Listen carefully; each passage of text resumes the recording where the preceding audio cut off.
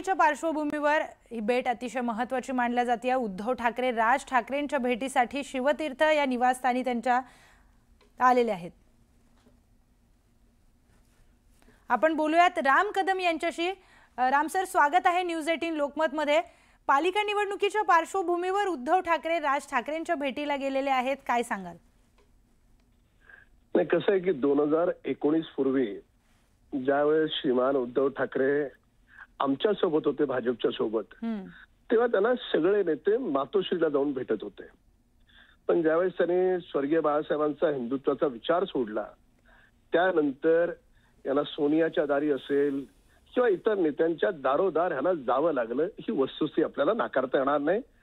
तर त्याच्यामुळे अगोदर मातोश्रीवर येणारे नेते आणि आताच मातोश्री मधल्या नेत्यांना बंगला सोडून इतरांच्या दारी जावं लागणं, हा पहिला मुद्दा कार्यकर्ता म्हणून प्रकर्षानं जाणवतो।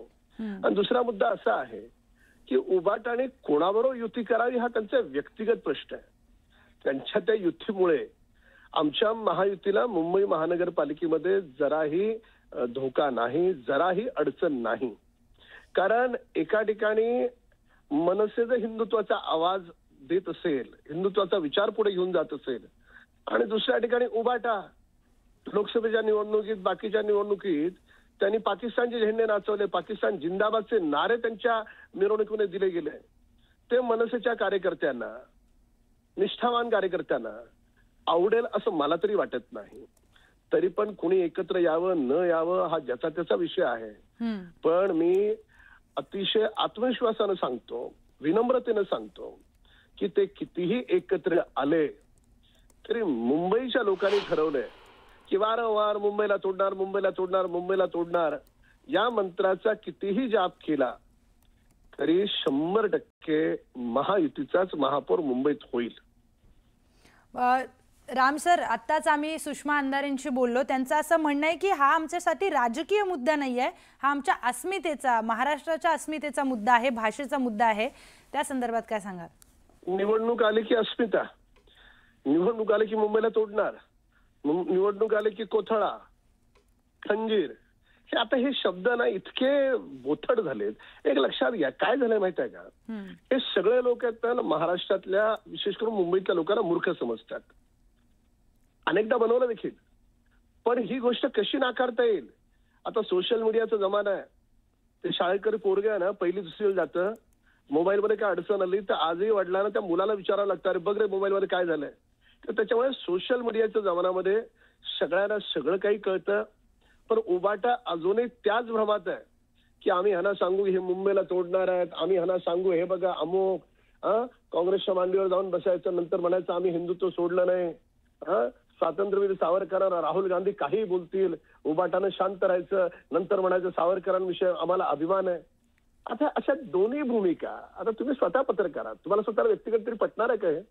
तर त्याच्यामुळे उबाटाची गत ना घर का ना घाट का, असराणीचा तो शोले पिक्चर आहे ना, असराणीची भूमिका होती, आधे इधर आधे उधर बाकी मेरे पीछे, तशी गत त्यांची राहिली आहे। तर त्याच्यामुळे कुणी एकत्र येतं न येतं हा त्यांचा व्यक्तिगत भाग आहे।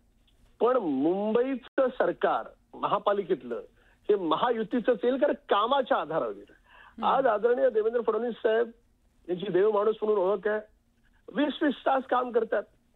त्याच पद्धतीनं अजितदादा आहेत, एकनाथ शिंदे साहेब आहेत, कुणीही साध्या माणसाला जावं, हे तिघेही नेते भेटतात। काय गत होती उबाटाची?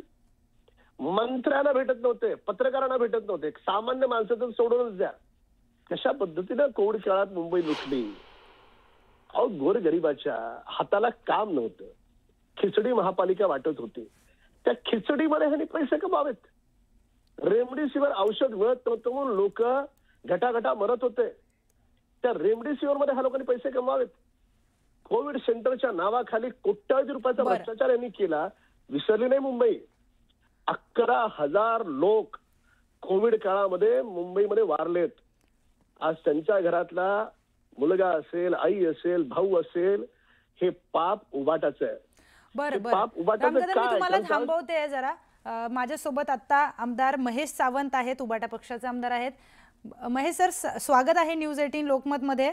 आताच राम कदम यांच्याशी आम्ही बोलतोय, यांनी थेट आरोप केलेले आहेत की निवडणूक आली की तुम्हाला आठवतं की मुंबई ही महाराष्ट्रापासून तोडण्याचे प्रयत्न सुरू झालेत। नाही नाही, राम कदम साहेबांना सांगा की पाप पाप म्हणतात आहे ना, हे पाप काय शिवसेना होती म्हणून कोविड काळात मुंबई वाचली. हो, त्या युपी मध्ये आणि प्रयत्नाचे खत होते आणि ते म्हणतात आहे की कोविड काळात याच्यामध्ये कमवले त्याच्यामध्ये कमवले. सध्या जी महानगरपालिकेची 90,000 कोटीची ठेवी होती ते संपवले कोणी? तो पैसा गेला कुठे? दिवे लावले ते पैसे गेले कुठे मुंबईचे? एक तरी दिवा जिवंत आहे का? त्यांना सांगा पैशाचा भ्रष्टाचाराचा वार्ता बोलणे तुम्ही करूच नका. सगळ्यात जास्त भ्रष्टाचार सध्या चालू आहे. प्रत्येक रस्त्यामध्ये 12,000 कोटी का कितीचा रस्ता घोटाळा काढा तुम्ही. किती पैसे टेंडर पीओ द्यायच्या अगोदर पैसे उचललेत कॉन्ट्रॅक्टर त्याची बघा तुम्ही. रस्ता एक केलेला 6 महिन्यात रस्ता पूर्ण सिमेंट जातोय त्याचा. हे काय म्हणतात रस्त्याचे खड्डे सध्या 3 वर्षात खड्डे जास्त कुठे झालेत? त्यांना विचारा. तुम्ही वल्गना करताय, जरा सामोरे या लोकांसमोर व्यवस्थित चांगल्या पद्धतीने. आता सध्या निवडणूक आयोगाचं काय घोळ केले मतदार यादीची, त्यांना सांगा जरा जनमानसात या आणि लोकांमध्ये फिरा, मग समजेल तुम्ही निवडून कसे येतात ते. आम्हाला पण प्रश्नचिन्ह निर्माण होतो नेहमी. बरं बरं महेशजी, धन्यवाद आपण दिलेल्या प्रतिक्रियेसाठी. आपल्या सोबत आता उभाटा पक्षाचे नेते चंद्रकांत खैरे आहेत. सर, स्वागत आहे न्यूज 18 लोकमतमध्ये. दोन्ही बंधू आज भेटत आहेत आणि दोन्ही बंधूंमध्ये नेमकं काय चर्चा होणार आहे राजकीय पातळीवर त्याच्या देखील आता चर्चा सुरू झाल्यात. पण यामध्येच राम कदम हे गंभीर आरोप करतात शिवसेनेवर. काय करतात ते? त्यांचं म्हणणं आहे सर की भ्रष्टाचार खूप झालेला होता कोविड काळामध्ये. त्यानंतर जेव्हा निवडणुका येतात तेव्हाच तुम्हाला मराठी अस्मितेचा मुद्दा आठवतो. राम कदम हे पूर्वी आदरणीय राजसाहेबांच्या मनसेकडनं निवडून आले होते आमदार म्हणून. आणि त्याच्यानंतर मग ते काय नंतर लगेच पलटले आणि दुसरीकडे गेले. या ठिकाणी राम कदमला माहिती आहे सुरुवातीत ते शिवसैनिकच आहे आणि त्यावेळेस मराठी माणूस हा कोणामुळे जिवंत आहे? शिवसेना प्रमुख माननीय बाळासाहेब ठाकरे यांच्यामुळे मुंबई मान स्थान जिवंत आहे. आणि आज या ठिकाणी माननीय उद्धवसाहेब राजसाहेब जर एकत्र आले तर यांचं काय पोट दुखतं? सुरुवातीचे हे तेच आहे ना, पण यांचं पोट दुखायचं कारण नाही. आणि भ्रष्टाचार, प्रचंड भ्रष्टाचार त्या ठिकाणी यांच्या सरकारमध्ये चालू आहे. हा इतका मोठा भ्रष्टाचार झाला ते राजसाहेबांनी सुद्धा काढला आणि उद्धव साहेबांनी सुद्धा काढला, आदित्य साहेबांनी सुद्धा यांच्या भ्रष्टाचार काढले. 90,000 कोटी बरोबर डिपॉझिट FDR होतं ते तोडलं त्यांनी. आणि का ठेवलं होतं आपल्या उद्धव साहेबांच्या सरकारने? मुंबई महापालिकेत ते ठेवलं याच्या कारण कधी संकट येतं काही येतं, त्या संकटासाठी त्यांनी ते पैसे म्हणजे डिपॉझिट जे होते ते ठेवले होते ते त्यांनी मोडून टाकले. म्हणजे या ठिकाणी यांचं काही खरं नाहीये. आणि म्हणून आता मुंबई महाराष्ट्रातून वेगळी करण्याचा डाव या ठिकाणी केंद्र सरकारचा आहे. आणि म्हणून आज सर्व मुंबईकर सुद्धा शिवसेना प्रमुखांच्या वाक्याकडे लक्ष देतात की नाही, मुंबई ही फक्त मराठी माणसाची आहे. तेच वाक्य आज उद्धव साहेबांनी राजसाहेब म्हणतात. म्हणून आज मुंबईच्या सर्व मराठी माणूस हा फक्त ह्या दोन्ही बंधूंकडेच पाहतो की हेच आपल्याला वाचू शकतात. एवढी मोठी दादागिरी वगैरे त्या ठिकाणी चालली आहे. ती दादागिरी वगैरे करून का म्हणजे मराठी माणसाचं नुकसान करायचं का? धारावी आहे, हे आहे, ते पाना किती आहे. अशा पद्धतीने जर करत असेल तर योग्य नाहीये. म्हणून त्या ठिकाणी उद्धव साहेब आणि राजसाहेबांकडे संपूर्ण महाराष्ट्राचं लक्ष आहे. मुंबईचं तर आहे पण महाराष्ट्राचं लक्ष आहे. हे दोन भाऊ एकत्र आले तर यांचे हे सरळ होतील. जे तीन ठिकाणी रिक्षा कोणती सरळ होईल. नाहीतर तुम्हाला सांगतो की हे कधी काही करतील आणि मुंबई आपण सोडून टाकतील ही परिस्थिती निर्माण होते. म्हणून की थांबवण्यासाठी फक्त दोन भाऊच त्यांनी काफी आहे. बरं खैरेजी, राम कदम म्हटले की जेव्हा मराठी माणूस आता काय सगळा शहाणा झालाय, विकासाच्या मुद्द्यावर ते मतदान करतील, त्यामुळे हे दोघे बंधू एकत्र आले तरी महायुतीचा झेंडा हा महानगरपालिकेवर लागणार. नाही ते विकास हे कसा करतात माहितीये का? एक मोठा 10,000 कोटीचा एखादा प्रोजेक्ट आणतात, त्याच्यातून किती कमाई होतात घेतात, ते कमिशन किती घेतात आम्हाला माहिती आहे ना. हे सगळं त्याच्यासाठी ते विकास करतात. विकास ते म्हणजे जनतेसाठी करत नाही, ते फक्त कमिशन खाण्यासाठी विकास करतात. मी या ठिकाणी स्पष्टपणे बोलतो. आणि म्हणून मी या लोकांनी आज तुम्हाला माहिती आहे उद्धव साहेब असतील किंवा आदित्य साहेब असतील, या दोन्हीही त्या ठिकाणी मंत्री असताना सुद्धा खूप प्रचंड काम केलं. मुंबई वाचवली, मुंबई डेव्हलपमेंट झाल्या, खूप डेव्हलपमेंट झाल्या. आज त्या खूप काही त्यांनी केलं असतं तर थांबले असते का पैसे, डिपॉझिट राहिले असते का, ते केव्हाच खर्च झाले असते. पण ते वाचून सुद्धा त्या ठिकाणी विकास केला उद्धव साहेबांनी, उद्धव साहेबांनी, आदित्य साहेबांनी. आणि मग यांचं ते पोट दुखतं. त्यामुळे काही नाही, हे काहीच नाही. धन्यवाद आपण दिलेल्या सविस्तर प्रतिक्रियेसाठी. तर पालिका निवडणुकीच्या पार्श्वभूमीवर ही भेट आहे का, हा प्रश्न अजूनही अनुत्तरित आहे। या दोघांमध्ये नेमकी काय चर्चा होतीये हे काही वेळात आपल्याला कळेलच, पण या सगळ्यांमध्ये भाजपकडून टीका करण्यात येते। भाजपचे राम कदम यांनी आरोप लावलेले आहेत शिवसेना उबाटा पक्षावर, आणि त्याचबरोबर आता चंद्रकांत खैरेंशी आपण बोललो, त्यांनी देखील उत्तर राम कदमांना दिलेलं आहे। तर उद्धव ठाकरे हे राज ठाकरेंच्या भेटीला गेलेले आहेत। बराच वेळ झालाय उद्धव ठाकरे हे राज ठाकरेंच्या भेटीला गेलेले आहेत। दोघांमध्ये चर्चा देखील सुरू आहे। मुंबई महानगरपालिकेच्या पार्श्वभूमीवर ही भेट अतिशय महत्त्वाची मानली जाते, पण भाजपकडून प्रतिक्रिया या संदर्भात आली। त्यांचं म्हणणं आहे दोघा बंधूंच्या भेटीमुळे काही विशेष फरक हा मुंबई महानगरपालिकेवर पडणार नाहीये। विकासाच्या मुद्द्यावर मुंबईचे मतदार हे मतदान करतील आणि मुंबई महानगरपालिकेवर हा महायुतीचा झेंडा फडकवेल। पण त्यानंतर त्यांनी काही गंभीर आरोप देखील केलेले आहेत। निवडणूक आल्यावरच मराठी अस्मितेचा किंवा मुंबई महाराष्ट्रापासून तोडण्याचा मुद्दा आठवतो का, असे गंभीर आरोप त्यांच्याकडून करण्यात येत आहे।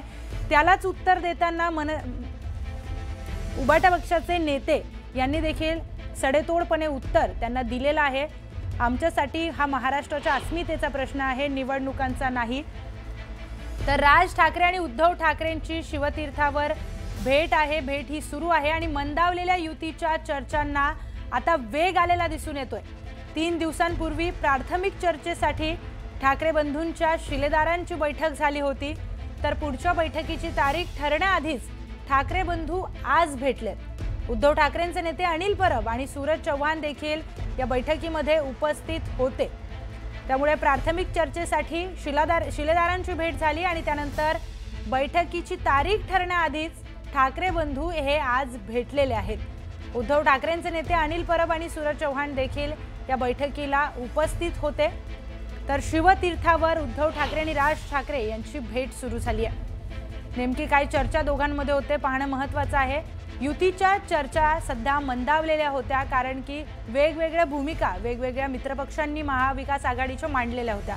या संदर्भात अधिकचं आपण बोलूयात आपले प्रतिनिधी सुमित सावंत यांच्याशी। सुमित, आज उद्धव ठाकरे गेलेले आहेत शिवतीर्थावर, त्यामुळे एकूणच वेग आला युतीच्या चर्चेला आणि दोन बंधूंची आता बऱ्याच दिवसांनी पुन्हा एकत्र अशी भेट होते घरामध्ये।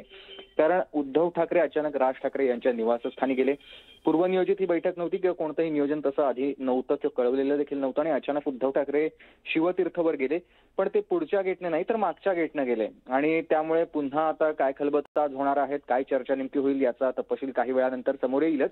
पण युतीच्या चर्चेनं जोर धरलेला आहे। गेल्या काही दिवसांपासून ज्या चर्चा मंदावलेल्या होत्या त्या पुन्हा आता सुरू झालेल्या आहेत। 2 दिवसांपूर्वी उद्धव ठाकरेंचे शिलेदार आणि राज ठाकरेंचे शिलेदार भेटलेले होते, त्यांनी प्राथमिक चर्चा केलेली होती। त्या चर्चेतून फार असं निष्फळ काय झालेलं नव्हतं किंवा कोणती ठोस भूमिका घेण्यात आलेली नव्हती, प्राथमिक चर्चा होती आणि आता पुढच्या काही दिवसात आणखी पुन्हा एकदा बैठक या होणार आहेत। त्या संदर्भातली बैठकीचं नियोजन अद्याप ठरलेलं नसतानाच आज अचानक उद्धव ठाकरे हे राज ठाकरेंच्या निवासस्थानी आता दाखल झालेले आहेत। आज बैठकीत काय चर्चा होते, युती संदर्भात चर्चा होते का, जागा वाटपा संदर्भात चर्चा होते का, हे पाहणं महत्त्वाचं असेल। पण एकूण